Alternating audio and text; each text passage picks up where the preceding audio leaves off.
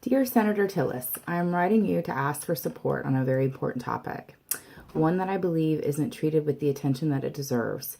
At a country, we have a huge gap in disparities in mental health care and mental health status. This affects us all, regardless of our race, gender, or age, but I'm specifically concerned with the mental health disparities that our Black American population faces. I'm targeting a specific population with a specific topic with a very specific intent for change and support from government officials like you. In our state, 23% of the population identifies as Black or African American. The poverty rate for Black residents of NC is more than double than that for Caucasians. Adult Black Americans are 20% more likely to report serious psychological distress than whites. Out of those adult Black Americans, those living below the poverty are 3 times more likely to report serious psychological distress than those living above poverty. This is a clear indication that poverty does and can drive the mental health of people who are living in it. Black Americans of all ages are more likely to be victims of serious violent crimes than are non-Hispanic whites, making them more likely to meet the diagnosis criteria when treatment is available for post-traumatic stress disorder. Black Americans are also twice as likely as non-Hispanic whites to be diagnosed with schizophrenia. These are some pretty strong and direct facts on why it is important for you to support change and drive legislation that supports the mental health disparities for all of NC, but why I wanted to point out to you on how not doing so affects 23% of our state's population.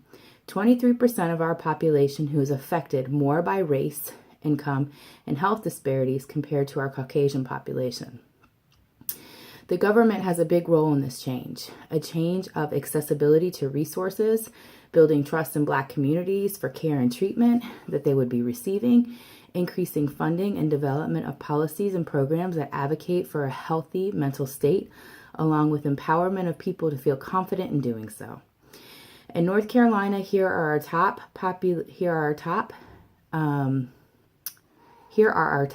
populated counties with Black or African American populations. Mecklenburg County ranks number 1 with a population of 344,627. And the remaining 5 county populations are in order. Wake County, 221,671. Guilford, 180,180. Cumberland, 126,586. And Durham with 117,388, Forsyth with 101,641. This was found on the UNC Carolina demographic webpage. I want to close with an introduction of who I am. I am a Caucasian female who is the mother of 2 boys, soon to be a 3rd. My son is biracial. His father is a Black American. It's truly alarming to me as a mother and as a human that not all are treated equally. My son, who identifies with being a Black American, is set up for a far different life just based on his skin compared to his white brothers. And this isn't right. Being a Black American shouldn't set people up for disparities. Understanding that there are many issues to tackle, I believe addressing the mental health and the needs for the Black population is critical to helping people get through the stresses of life and possibly the stresses of being Black in America.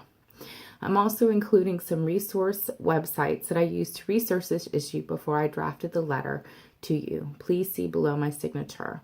Thank you for your time and attention to this matter. Jamie L. Bond.